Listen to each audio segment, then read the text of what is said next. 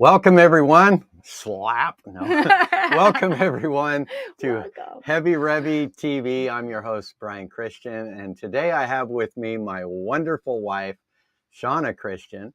And I was really excited when she wanted to jump on here with me and talk about relationship and miscommunication and how we can actually utilize some keys and some clues to discerning each other's hearts, and what are we really looking for when we are, communicating with people.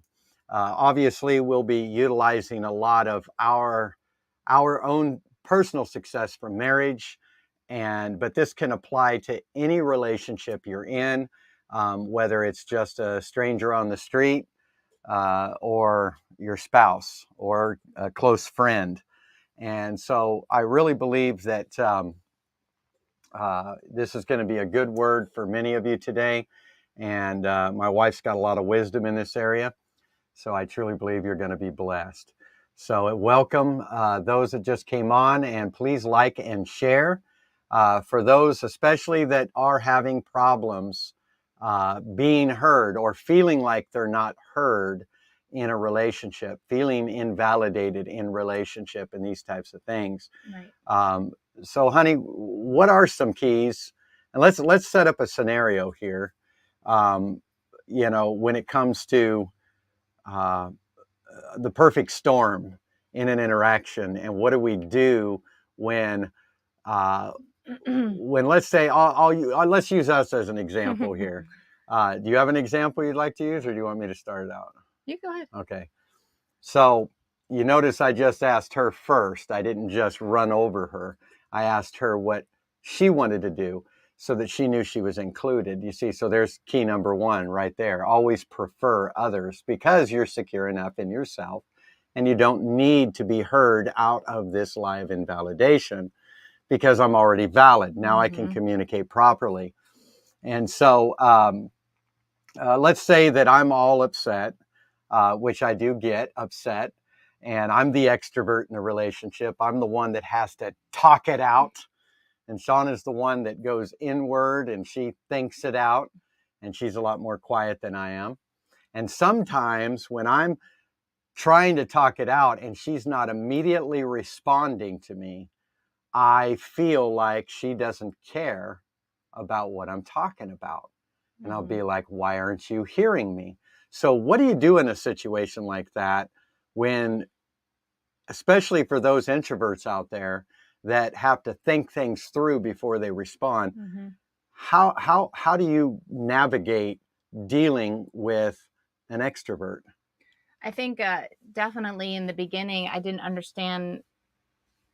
You're getting to know people, whether it's friendship, spouse, any type of relationship. You are learning how that person is communicating, and also at the same time, we're also receiving information and trying to process that. Me being the quieter, introverted, I always took everything very personal. So we had to learn to, I had to express to him that I'm trying to process how to help you to get out of what you're feeling, because it makes me feel uncomfortable, like I need to fix you. And really, he was just looking to be heard. Yeah. And when I was trying to express myself, he couldn't hear me.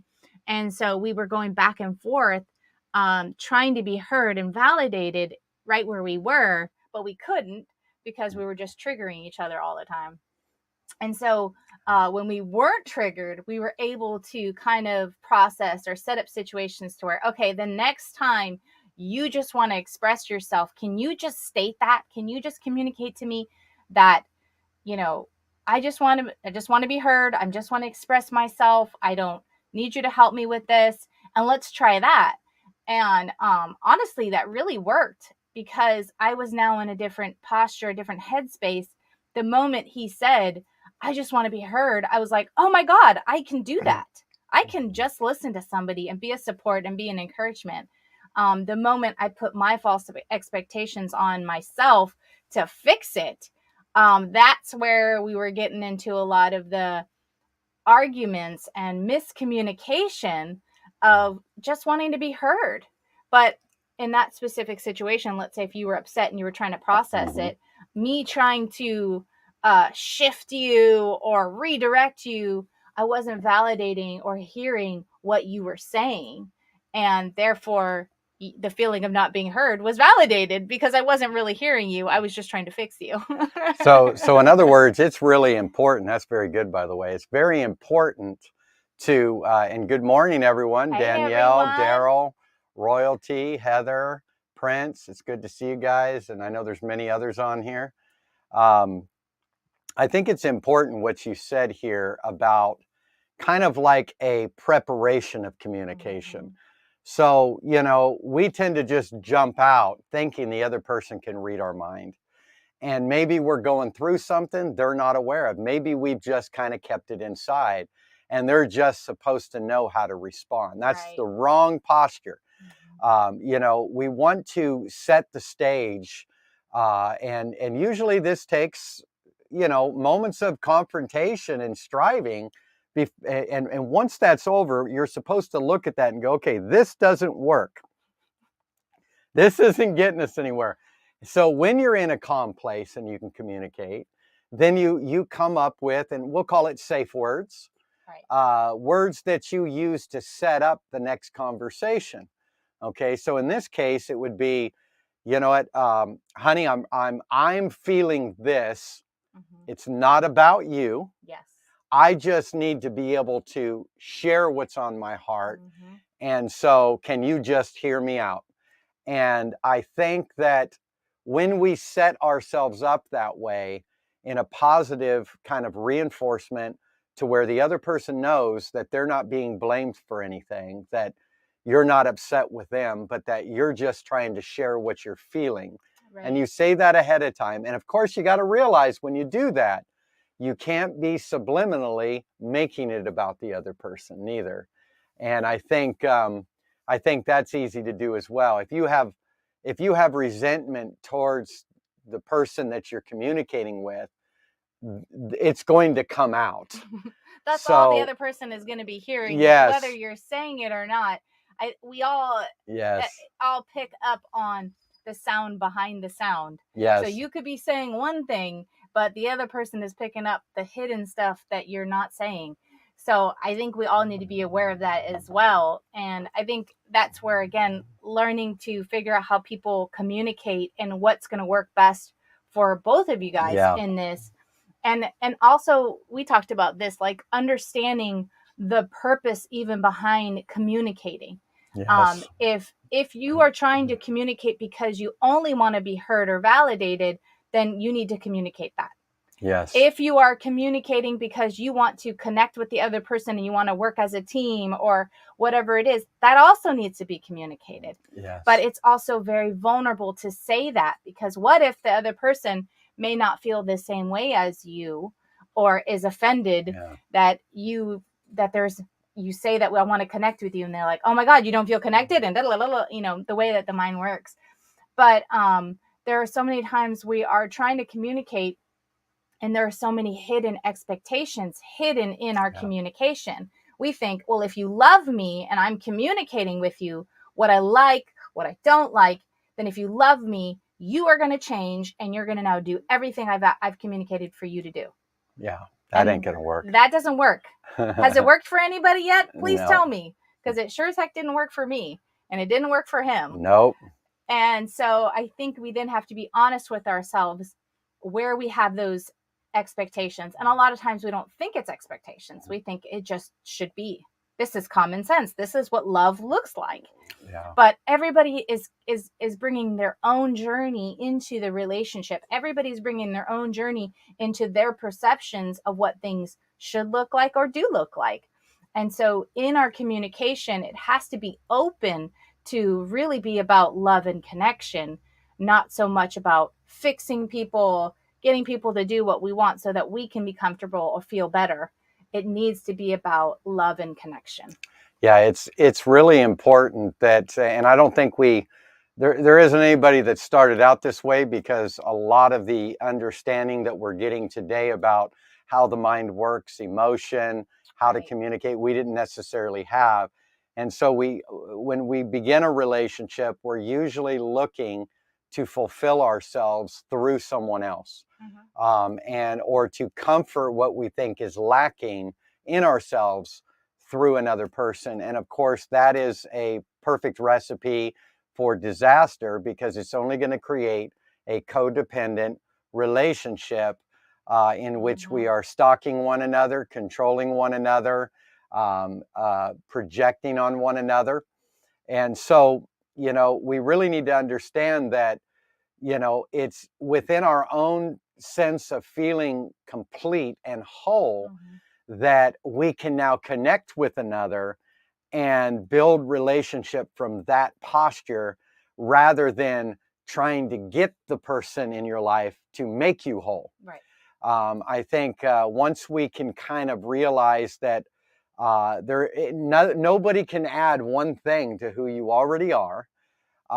And it's not that we go to the opposite extreme and don't need people, but our need for people should not be based in a sense of feeling incomplete within yourself.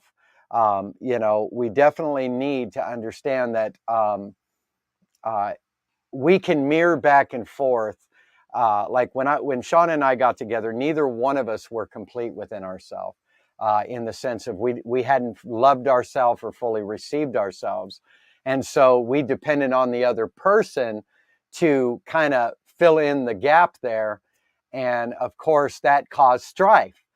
As we adjusted and learned how to have some kind of pre-communication postures. Right. When It, you weren't triggered, yes. that's when you really learn to communicate. Yeah, let me communicate ahead of time what I'd like to communicate, so that what I communicate is communicated. And so what that does is it allows you to no longer feed upon the other person from a selfish standpoint of trying to uh, pat yourself on the back by somebody else's affirmation. It's important that we affirm one another. Right. It's important that we esteem one another. But that esteem, that affirmation should be coming out of a compliment to one another, not coming out of trying to convince the other person that they're worthy of love.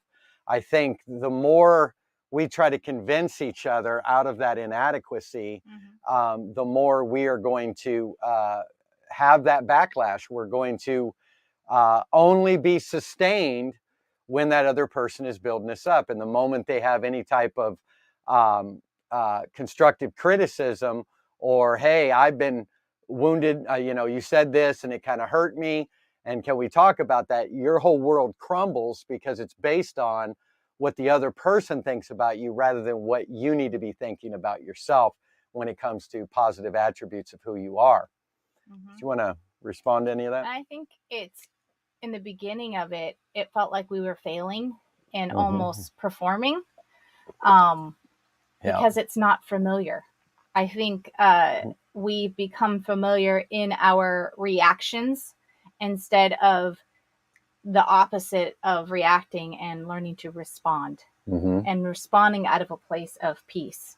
And so it doesn't feel very familiar when someone is saying or communicating that they are hurt, or they, feel a certain way. Because I think ultimately, when it comes to spouses and relationships, you don't want to hurt anybody. Like, our hearts are never to purposely go out and hurt people. And so when somebody feels hurt by what you have said, our initial response is to self-protect. And you will self-protect in multiple ways, whether it's self-condemning. Oh, I failed again, I can never measure up. Or the opposite of, well, you hurt me when you did this, this, and this. And so we see that a lot in spouses and different, relationships when this is kind of going on. And it's very normal for you to have these kinds of, a lot of these interactions with your spouse, or with your, person that you're in a relationship with, whether boyfriend, girlfriend, or whatever, because you are probably communicating the most with that person. you know, and we got a lot of different type of communication, not just verbally, but, you know, through text message. And so that's miscommunicated. Oh, yeah.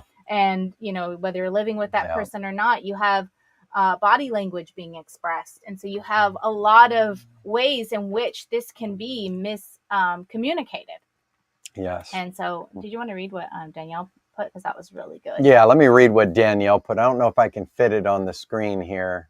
That was good what you were sharing, honey. It says, yes, that's tough for me when I'm dealing with someone who is an introvert and doesn't use many words. I can feel the underlying mindset, but when the person doesn't come out and express this, I have to tell myself to be patient. The inclination I can have at times is to talk it out of them with my words, which many times just triggers them further. It is important to be discerning of what posture to take. That person may not have even discovered the mindset yet that I am picking up on. That is so true. Most of the time, and let me just say this, people, 99.9% of the time, people's intentions are not to hurt you. Right. They are to love you. And they are loving you from their lens, where they are currently at. Right. Nobody gets up in the morning and plans to destroy your life. Not too many. There might be a few. But most of the time, it's out of where they're currently at that they can't see. And so learning to be patient. And also one of the things that came to my mind as you were sharing, honey, was what is trust? And I think we have to understand that trust has many tiers, many layers. Right. And we have to have a starting point for trust. And one of the things about trust and how that connects to selfishness and how selfishness violates trust is where I put my trust in my wife that she's going to be like me. Yes. And if she doesn't be like me, I can't trust her. Okay. Now that's called selfishness, right? Because anytime somebody has to be like you in order for you to receive them, that's not trust at all, is it? Right. And so really the beginning side of trust is to let go of the need to clone people and to simply trust the fact that they are going to be consistent with who they are. Now, you might be looking at them going, well, they're consistently not listening. They're consistently ignoring. They're consistently gaslighting. They're consistently... Now, you've already built what's the word I'm looking for? You've already built a case against them. Mm-hmm. You're now in a courtroom mentality and you've already built a case against that person. Right. So the way in which you try to trust they will be consistent with who they've been is the wrong view of it.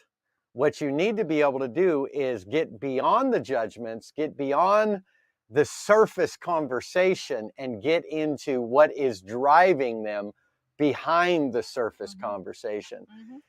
When you can discern that somebody is triggered, wounded, realize that everything they're saying at you in that moment has nothing to do with you. If you can realize now, if you can't shake that and you get triggered, then that person is there to help you focus in on your triggers. Use it, okay? Use what they're saying to go inward and say, what do I believe about myself when this person says this? Mm-hmm. Take your eyes off of them being the problem and deal with your own triggers. When your own triggers are dealt with, you will not take personally what they are going through. You'll be able to see the areas of their past trauma rather than feeling like you're being presently persecuted, okay? And when you're able to do that, you're able to relax and simply hear them. And that's the beginning of their healing and restoration. Right. Because obviously way back there in their past, they were unheard. Right. So now you become the mirror of the opposite of what they've experienced, and they begin to learn how to trust. So you can trust, I can trust that my wife is going to be consistent with who she is. Right. Now, if I am critical towards her, I will have a twisted view of that, and my trust that I'm claiming as trust is really just sarcasm and self-preservation. Right. But when I can see that, okay, I see the areas where she might be broken, And how can I be, you know, an asset to you in your brokenness is not by lecturing you or telling you what's wrong with you, but by simply hearing you where you have believed you're unheard. By, you know, saying, honey, I understand, I see your heart, where you have been misunderstood and been unseen. Right. You see, so you're complimenting the true version of the person, and you don't need to point out what's wrong with that individual. You don't need to. We don't need any more Holy Spirit juniors. We don't need no sheriffs. You And know, that's the thing. yeah, You won't be yes, pointing out what's wrong with people when you remove the false expectation of trying to fix somebody. mm-hmm. So if you're not trying to fix them, you are now able then to hear and to validate who that person really is, no matter what they're saying Yes. or not saying. You can just validate them because you're not trying to Yeah. fix them. You're not trying to change them. You're not trying to get them to go higher or be somebody else. Because Yes. truly, the only way we come into that truer version of who we are is through love. It's not Yes. by being criticized or people judging us or, you know, trying to change us. What changes us into seeing ourselves for who we really are is love. Yes. So Yes. if you remove that false expectation of trying to change somebody or to listen or to hear somebody or validate somebody so that you can now change them, it's still coming from that twisted perception of trying to change the dynamics or whatever. But what if we don't have to change anybody? Yeah. What if we don't have to bring anybody to a higher vibration? What That's if we right. don't have to do anything but love others and love ourselves? Yes. What if it's that simple? And when you feel like you need to change somebody else, check that within yourself, because that's Exactly. really where it's coming from. Yes. Yeah. You have to realize, okay, now here's the thing that I've had to realize, and I'm still working on this. It's not an overnight thing. Oh, no. It's a lifelong journey here. And that is, the moment I need to defend myself. Now, there's a difference between explaining yourself where there was misunderstanding or trying to communicate more effectively. Nothing Right. wrong with a repeat in that.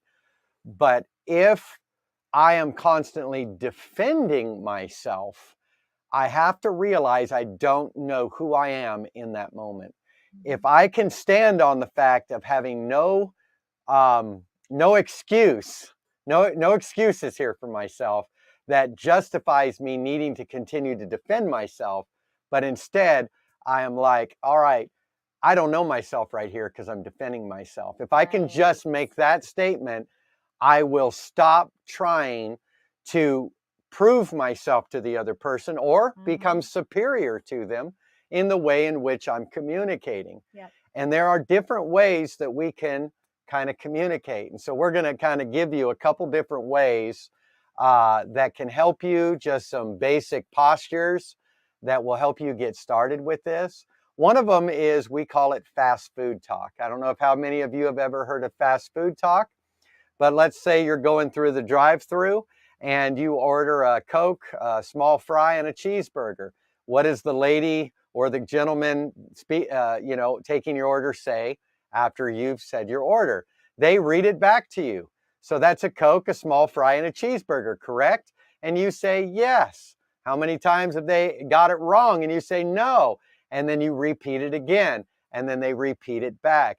It's really important that rather than responding out of what we think we've heard, especially if we think we heard something twisted or something that is offensive, we need to repeat back, and we need to preface it before we repeat it back with honor, okay? And with honor concerning that sacred conversation. We need to make every conversation sacred, okay? And so if, let's say, my wife says something to me and I'm triggered thinking she's nagging me or telling me that I didn't do something right, I need to say, now, honey, I care enough about us, or I'm loving this time we're having together. I love our togetherness, and I want to make sure that I'm hearing you correctly on this. is this what you said? And then I'll repeat back what I heard. When I'm triggered, 9 times out of 10, that's not what she said at all. Right. Now, if I bypass that, now what happens is I react instead of Right. responding. And How many of us have yeah. done that in relationships, right? Yes. You guys might be saying the exact same Yes. thing, but Yes. you're only hearing it through your filter and through your lens of your own stuff, and Yes. totally missing the heart of the message that the Yeah. other person is conveying. Exactly. And so I Exactly. think that's good, Yeah. repeating back. Well, I heard you say this. Is this true? Are you saying that I'm not doing this or good at this? And of course, I think that really helped us, because Yes. I would Yeah. say something. And also, I was learning how to communicate. Yeah. So a lot of times, me learning to express myself, being from a major introverted person, a quiet person, I didn't know how to communicate or express or know what the heck I was feeling or thinking, or, all of that's normal. And so me learning, I would blame things on him. And when he would say, so you're saying that I'm not good at this? And I'd be like, well, it was good because it really made me check myself. And it was Yeah. like, well, no, I don't want to say that you're not good at this. I really want to say that I'm hurt by this. And it really helped Yes. shift me to learn to communicate how I'm actually feeling and what I'm actually believing about myself. Yes. That isn't him projecting or doing. Yes. It's what I feel like I expected him to do. And he didn't Yes. know that. And so now we're learning, Yeah. what I'm feeling, what he's feeling, and learning how to communicate with one another. And so that fast food talk really, really was helpful. Yes. To practice that. Yes. And again, definitely. it feels like performance at first. But the more you practice at it, the more it becomes just a flow. Yes. And you can just say, hey, I'm not saying that, you're failing at this and you're messing up. Yeah. And it becomes easier to communicate and to also hear what the other person is saying. And so that was helpful. Yeah, no, that really did help us a lot. And, you got to be careful when you do it, that you're not doing it sarcastically. Be aware of body language, since that's most of our communication. 80-something% of our communication is body language. And so, it's the way in which you say it, okay, that is important. Now, you can also preface, hey, I feel triggered by that statement you just made. Mm-hmm. But I really want to make sure that I'm hearing you correctly because I love you. And then you repeat back. Now, at that point, the other person should be able to discern, okay, you're triggered. The last thing I want to do is keep this fire going and turn it into something it isn't. Right. And a lot of times we hear and see in relationships is, okay, now that people are they're starting to understand a little bit more about triggers and starting to understand a little bit more about emotions. A lot of times now the other person is gaslighting that person who is triggered by saying, well, you're just triggered. Yep. So basically, again, not validating or hearing or helping that other person to express why they're triggered, what they're believing about themselves in the trigger. And so if we're gaslighting, realize you're triggered too. Yes. That's why you're gaslighting the person. That's so if you're putting it all on that person because they're triggered, it's because you've got stuff that now need to deal with too. Yes. And so if we can say, if someone says this and this and this, and we say you're triggered, the other response should be, I'm sorry that you're feeling this way. What are you believing about yourself? Yes. Or what is going on inside of you? I want to hear you. And validating that person. You're not validating the belief by hearing the person. That's right. And That's a lot good. of times people are afraid to give into manipulation because when people are triggered, they manipulate. That's just a side effect. But if we can validate the person and their heart and who they really are, then we can be the vulnerable person and just be able to just hear what they have to say without being offended by what they're triggered about. See, that's beautiful right there. And so amen. That's all I can say. That was good. That was good. Another way that we communicate is by not building a case. Yes. In other words, as long as you're a fault finder, you're making a list and you're just, you've got these strings attached in the relationship that's really been based on past relationships, and now this person has to live up to some false expectation that usually starts with something we put on ourselves. So I'm no longer going to be in any relationship back here like this, where they didn't hear me and they didn't see me, and I ain't putting up with that. And then guess what? We get in a relationship with somebody, and in the beginning, that honeymoon phase, oh, they're hearing me, they're seeing me. And then all of a sudden, that season ends, and guess what? All of a sudden, you feel like you're not being seen or heard.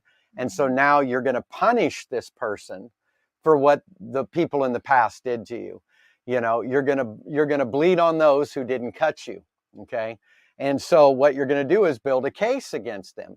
And so you have strings attached that says, well, I'm only going to be in the relationship if this person does this, this, this, and this.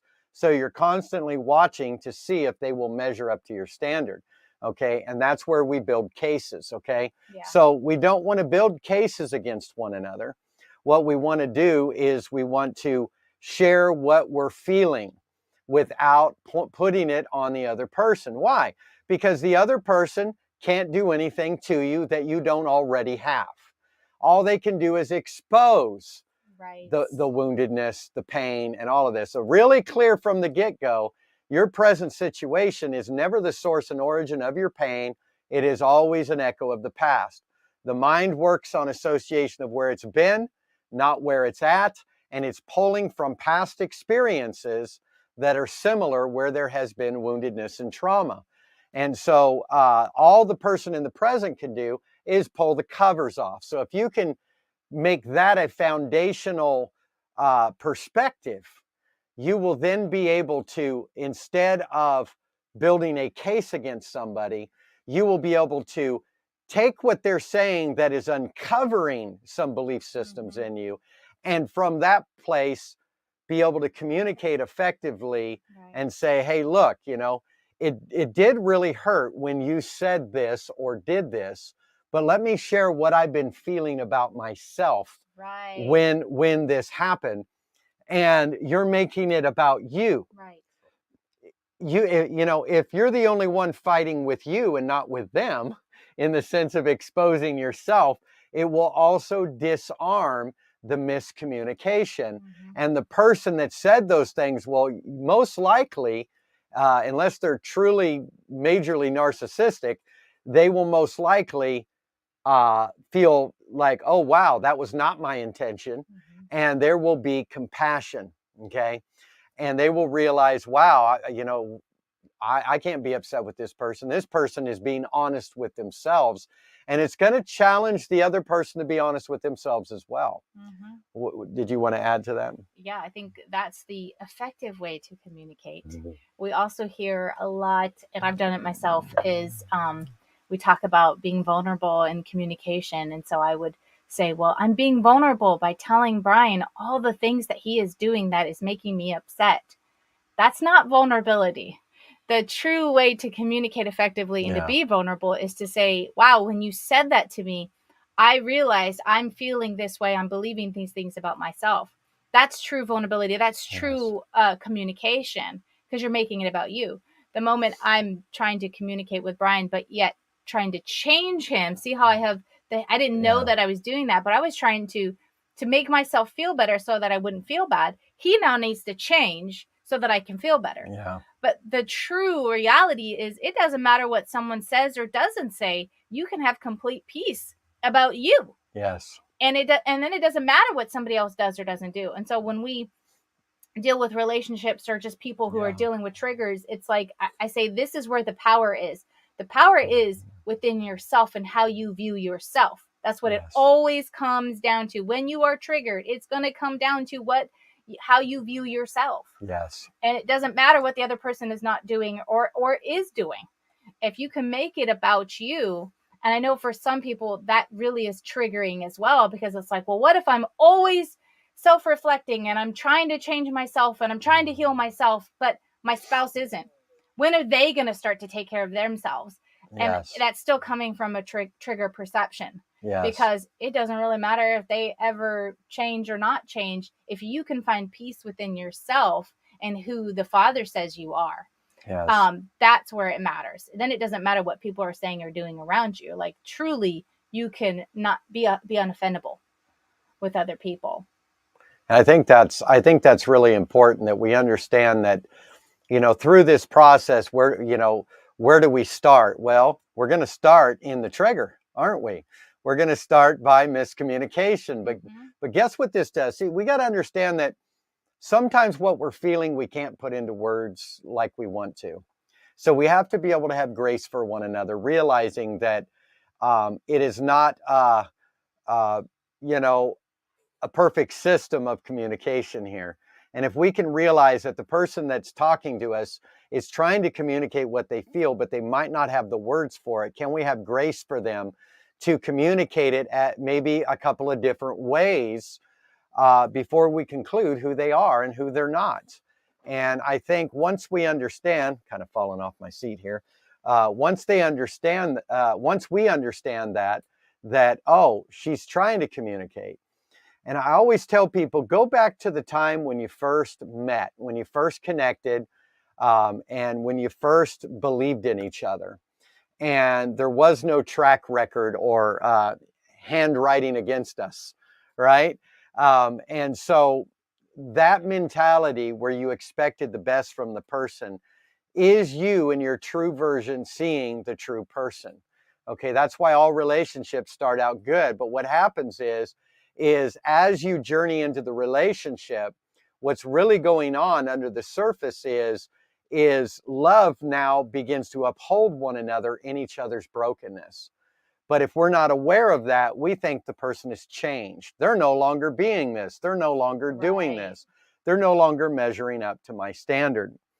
And so when they don't measure up and you get triggered and you retaliate and they retaliate, if you can stick it out. Now, here's the important part here. Most people will eventually exit the relationship and abort the process.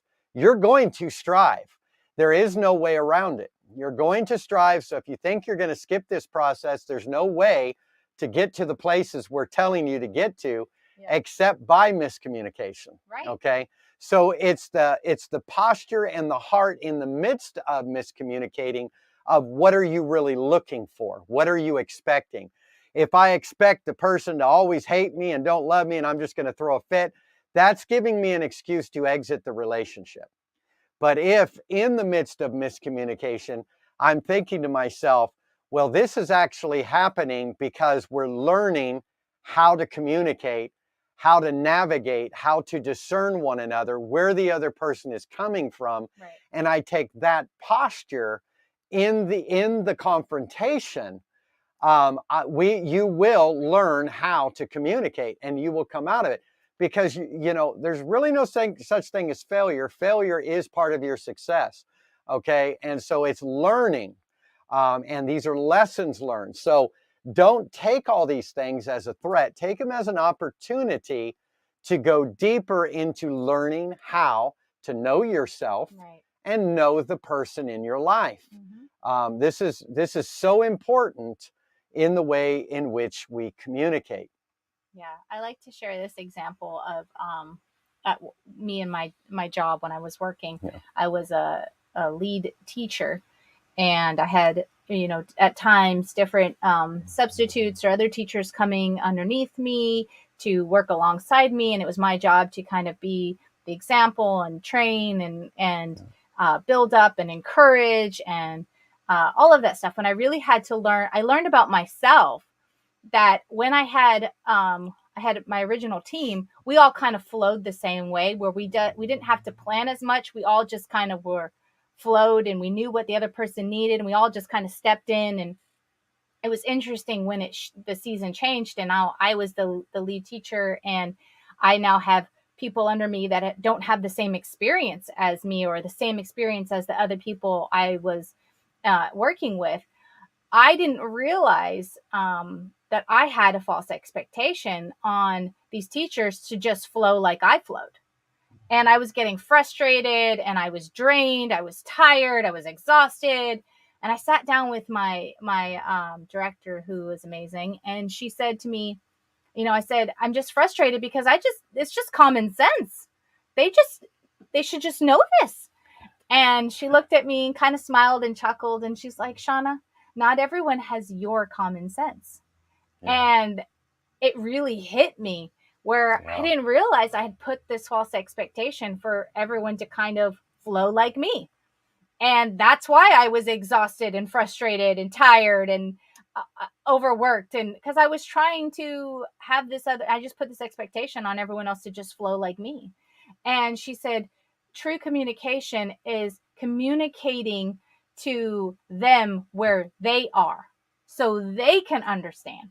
So, me trying to communicate was me trying to be heard, but really, true communication is so that the other person can actually hear you. Yes. And so, it's not to be heard, but it's to be connected so that we're hearing one another. There's a bond, there's a relationship happening. Yes. And so I realized I had to now sit down with these people and say, can you tell me how I can communicate with you that will help you to be heard? And so that you understand what I'm saying. I want to make sure you understand. That's the goal. I want to make sure that you're understood, I'm understood, there's no miscommunication. And that's, like I said, this whole miscommunication can happen in a job, any relationship you're in that is affecting you. It really comes down to how you perceive yourself. And so I really tell people that don't put this false expectation that someone has to have the same common sense. Well, this is the job, you should just know this. No, everybody's coming in with their own experience, their own lenses, and is not going to view or see the same way you do. So you can't put that expectation, kind of like what you were saying, Yeah. of like, you can trust that I'm going to be me. Yes. And I can trust you to be you. That's right. And there is so much freedom in that, There because now I can learn who you are and you're going to learn who I am. And we're not going to put these false expectations on each other Yes. to look like me, to look like you, or you to look like me. Because I remember when he's such an extrovert, I was so offended because he would say stuff that I was thinking, but how dare he say it and I can't. And so it really, we kind of learned to balance each no other. filters. Yeah, we learned to balance each other out.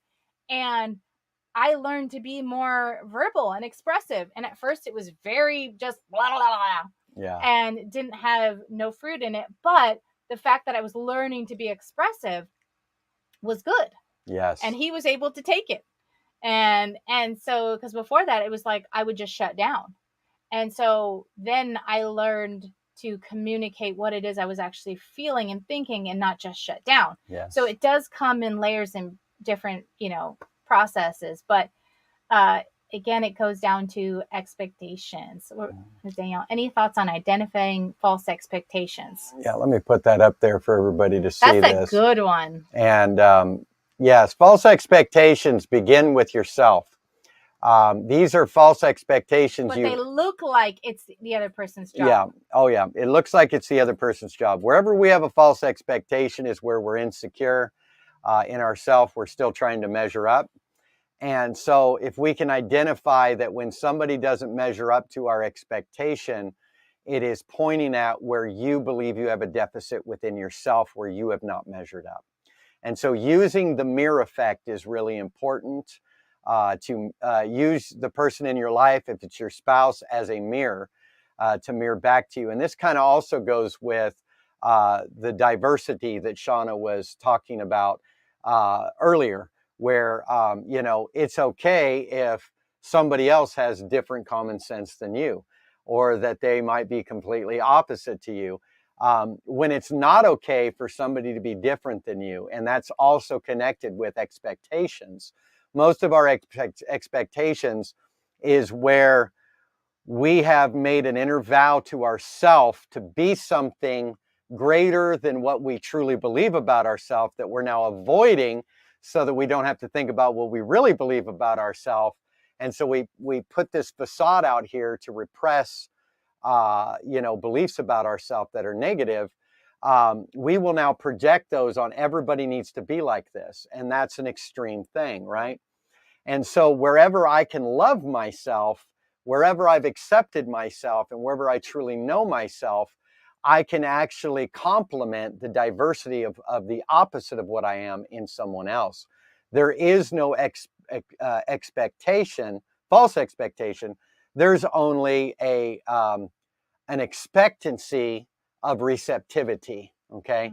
So you can expect in a positive way, in wonder, like you ever get around people you don't know, and there's maybe something fresh and new that's going on in their expression, and they stir you up, and you just met them and you're like, wow, yeah, I was feeling bored and no direction, and then this person comes to your life and all of a sudden things come alive in you because you had expectancy from a place of knowing yourself. Okay. You're probably in a place of rest, peace. This person comes in, you can recognize who they are. They're complementing what you carry. There's just this explosion and increase and acceleration within the relationship. And that's because you have expectancy that's coming out of true security. But when you have false expectation out of insecurity, you will only feel threatened by what another brings that is different from you. Okay. And that's where a lot of that comes from.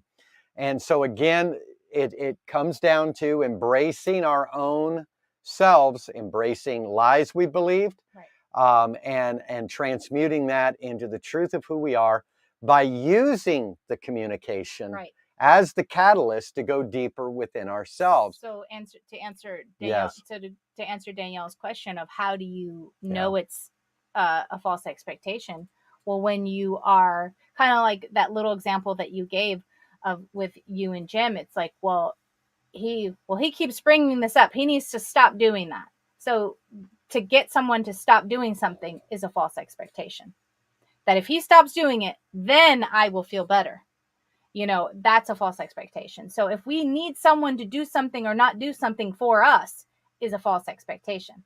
Or even a parent, if my mom or dad just did this, then this, and this, I can now be around them or communicate with them. And I'm giving that as an example because of the holidays and everyone's been with family members and whatnot. And they don't necessarily enjoy it all the time.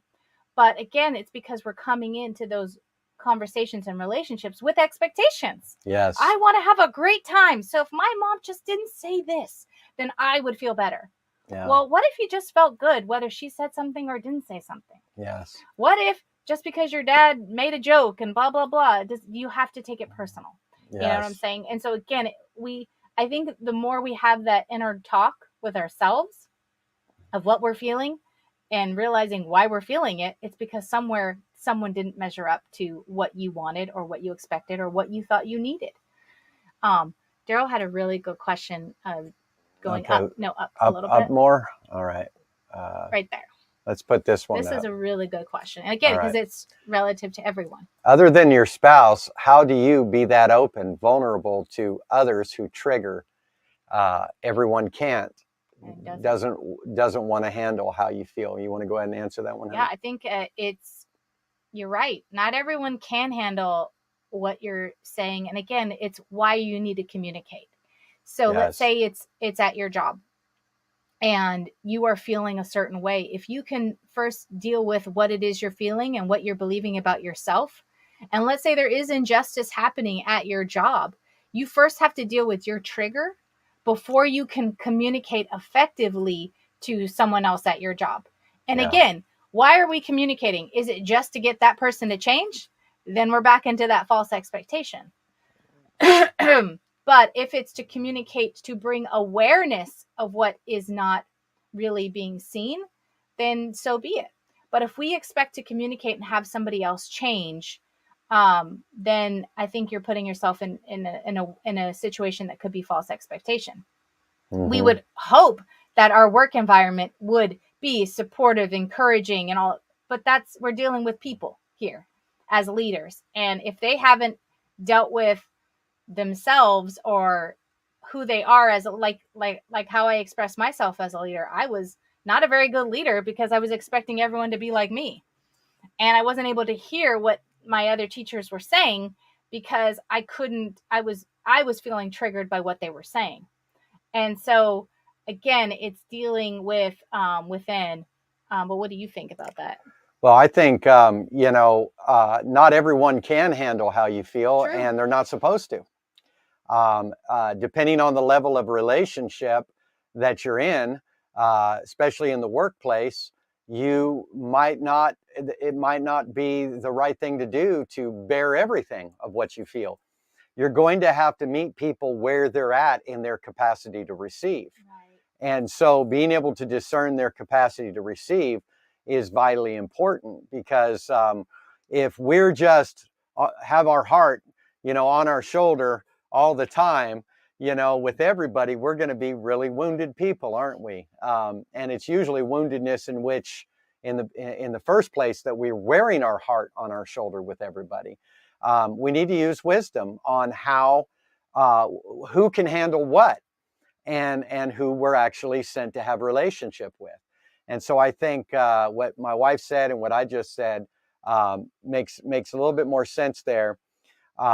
Is you have to be able to discern. And usually the way I discern is I don't initiate as much as I watch and listen to the person across from me to discern how much of Brian can they handle.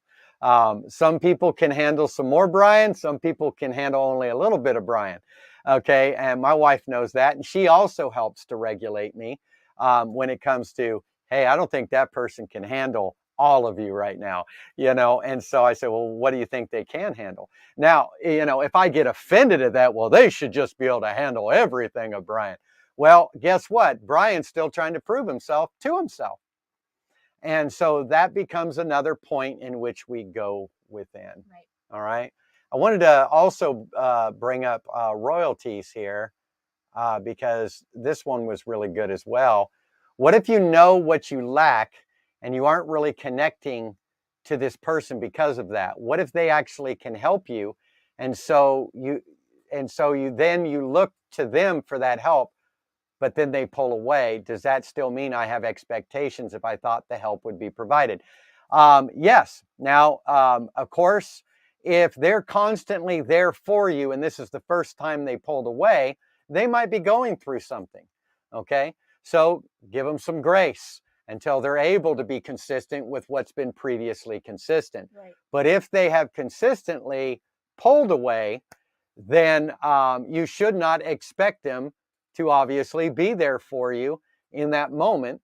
What needs to happen is a coming together to find out where both people are avoiding themselves, right, so that they can face themselves, therefore face one another. Right. A good example of that is Brian. Like he expressed, I was gosh, years ago, I was very, very introverted, very quiet, shut down. And so anytime somebody gave me any type of criticism, I would just emotionally be distraught and shut down. And so Brian is such an extrovert, and he doesn't sugarcoat anything, and he doesn't sugarcoat it because he actually loves. Yeah. He's like, well, this isn't who you are, Shauna, but I'm seeing you do this, this, and this. And at first it was so offensive. It was so painful. I would cry and it would look like he's this mean guy. But in reality, he loved me enough to not allow me to be who I wasn't. That's and right. He was the first person, I got a hair in my eyeball. He was the first person in my life that actually was giving me positive feedback. It didn't feel so positive at the time, but positive feedback in the sense of saying, hey, this isn't who you are. You are this, this, and this, but I'm seeing you do this. Why are you doing that?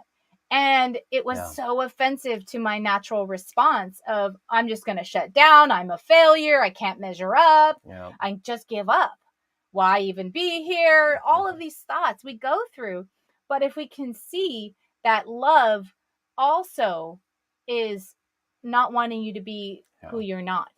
And it is confrontational like that. It is saying, hey, why are you doing this? If we can see that, then it can shift our perspective in the way in which we respond. That's right. And so that's where the tricky part, royalty of, well, I expect them to kind of help and provide for me in this way.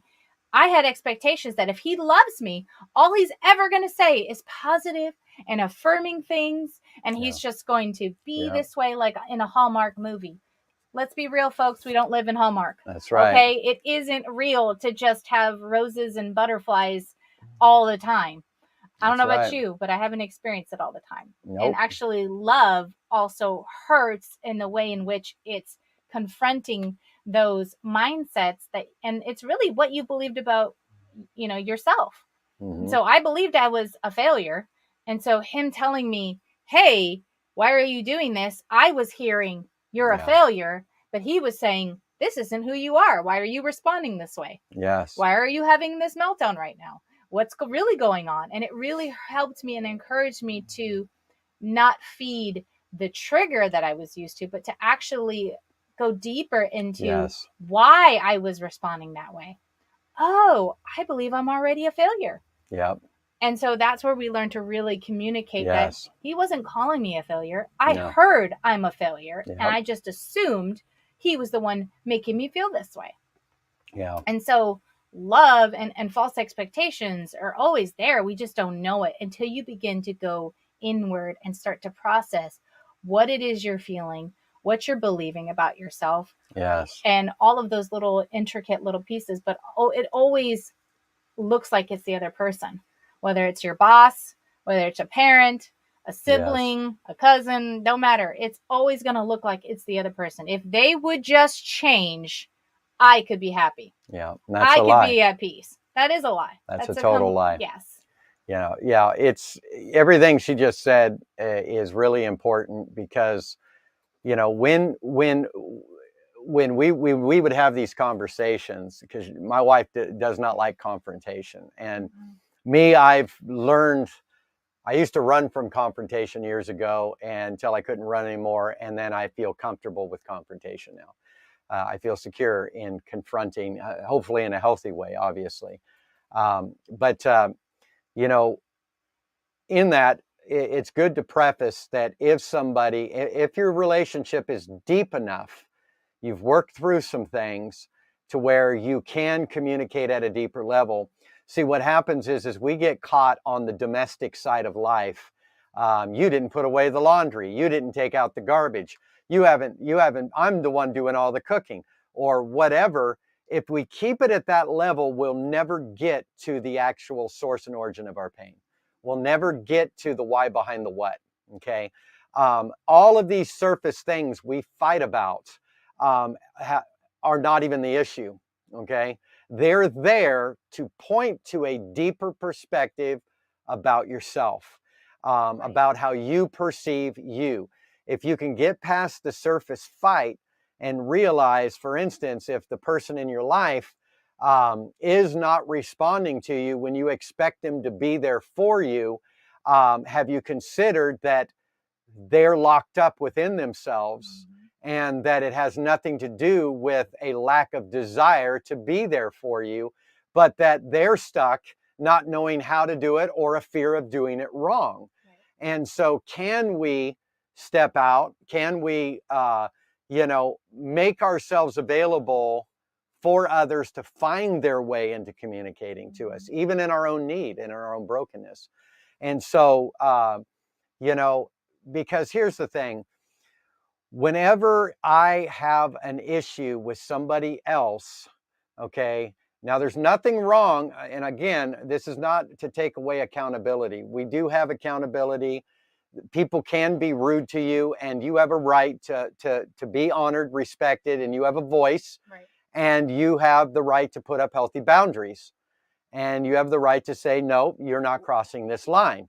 That's fine. But it's why are we doing that? What is behind it? Why do we feel threatened? And getting to the root issue there. And I think that becomes the key for us to be able to see actual fruit that's going to remain from that interaction, from that conversation, from that journey together.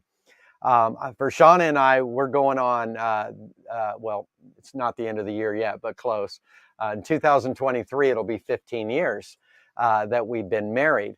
And it, for me, I'm amazed at 15 years. I couldn't make it past a year and a half in a relationship. I'd always exit or they would exit, and every time we would do that, I would do that in relationships. I would never have to face myself. I could just go and escape into another relationship until that one was shipwrecked. Okay. With Shauna and I, we came to a revelation that, you know what, we know what each other's heart is for each other. We know the true intention of the core essence of our hearts for one another. And we had all these issues, okay? But we decided, you know what? We know the core heart. So we don't care about the issues. We do, but we don't. Those are not the problem. The problem is we don't understand ourselves in the midst of each other's issues. Right. So let's get to know ourselves through the issues in another, and then let us be able to reflect who the other person is through a right attitude of oneself. Right.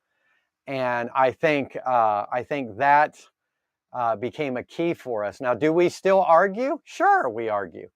And I think it's important to argue. It really is important to have healthy fights in which you're fighting for one another.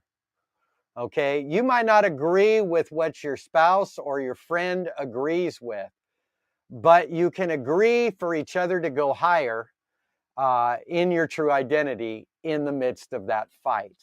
You can agree not to be the one that has to be heard first, but to be the one to create an atmosphere for the other person to be able to be heard and to hear. Okay.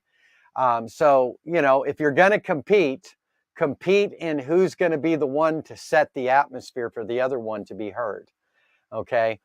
And simply be available and be up to the challenge that all the resistance you're going through is what is training you to know yourself, to deal with past trauma, to be able to hear the other person's heart, and that it doesn't have to be a deficit. It doesn't have to be a threat.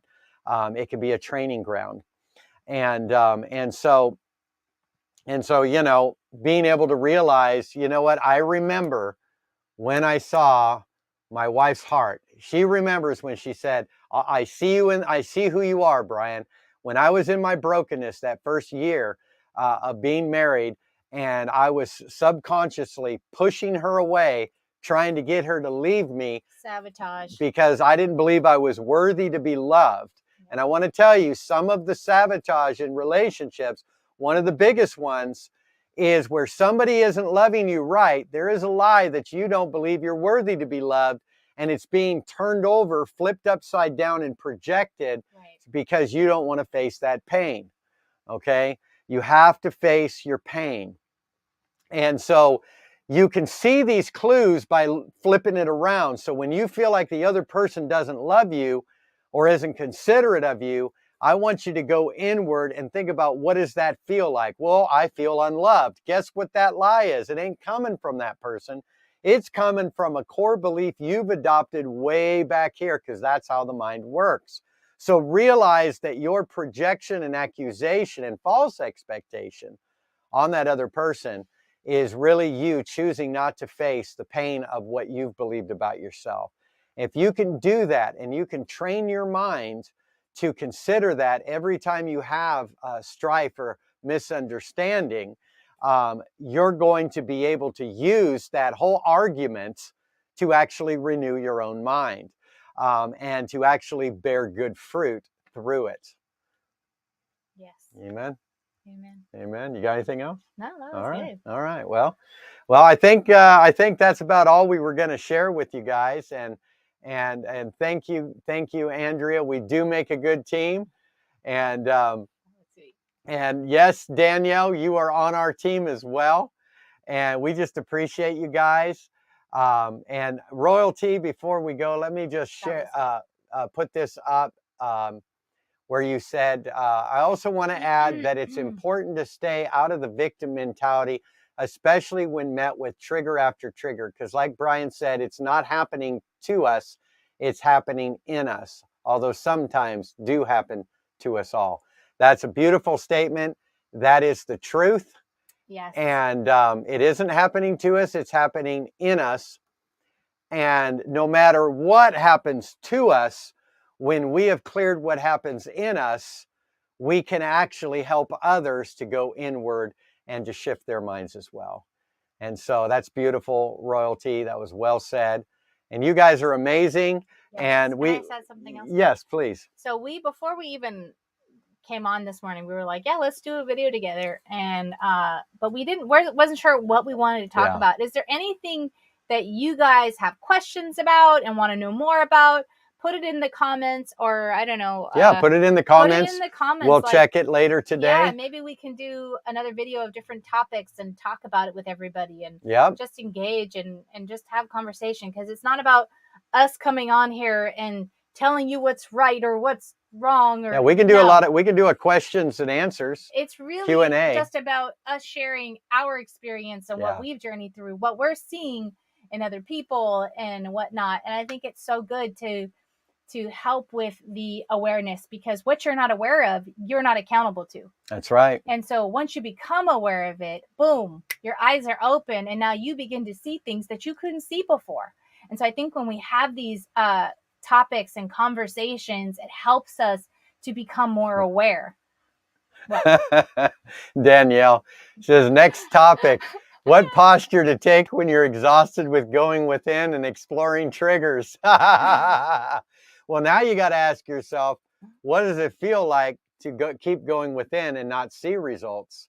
And you'll get to the chief trigger that's been leading you in performance to avoid your triggers by chasing your triggers, all from the wrong mentality.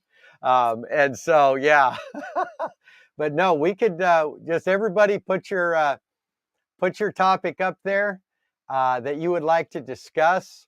Yes. And next Monday, tag us in it, so we'll definitely see it. Yeah, tag us in it. And we will, next Monday night, we don't have anything going on Monday, right? What is next Monday? Because normally I do it twice a week. I couldn't do it last Monday because it was my son's birthday and we were out. We didn't get back in time for me to do it. So let's check to see what day Monday. It's the 2nd, January 2nd. January 2nd. Okay, I think we're good. So let's shoot for next Monday night. Night? Is it night? Yep. Oh, yeah, it's at night. 7 p.m. Eastern Standard Time. And we will check later today, or we'll give it a couple of days for everybody to watch the video. And we will pick a topic that one of you guys put out there. And we will do a questions and answers. Yes. And we'll post what we're going to do it on before Monday, so that you can get a little announcement of which one we picked. And I think it'll be awesome. We'll come on here. We'll let you guys ask the questions, and we'll do our best to share our own life experience that will help you as well. And we love you too, John and Annabelle, and all the rest of you. We love you guys. We appreciate you. Paul, love you, brother. You guys are amazing.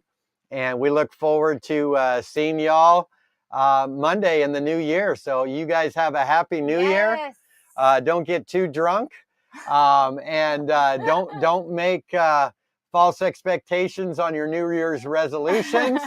You know, right. If you're going to make a New Year's resolution, make it to enter the rest and to love yourself more. That's the best New Year's resolution you can do. Right. And we will see y'all Monday at 7 p.m. Eastern Time. Visit our website. Check out what we've got on there. And we love y'all, and we'll see you soon. Have a wonderful New Year. See you soon.